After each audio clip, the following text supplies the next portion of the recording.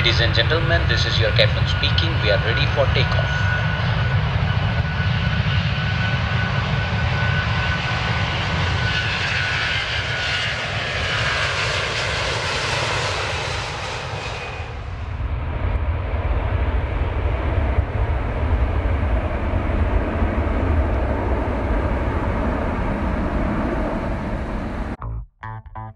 To safely lift off, the aircraft must reach a speed of 252 km per hour before the 490-meter runway ends. Given the constraints of the short runway, determine the acceleration required for the plane to reach takeoff speed in time.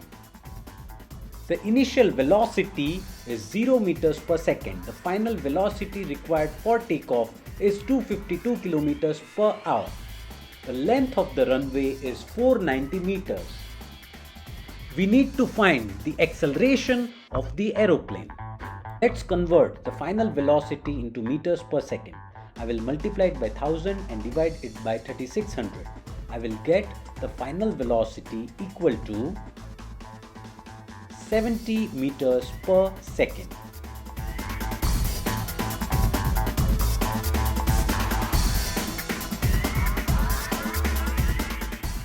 We will use the equation v square equal to u square plus 2as. Let's rearrange the terms in the equation. A equal to v square minus u square divided by 2s. On substituting the values, we will get the value of uniform acceleration equal to 5 meters per second square. Ladies and gentlemen, this is your captain speaking. We are ready for takeoff.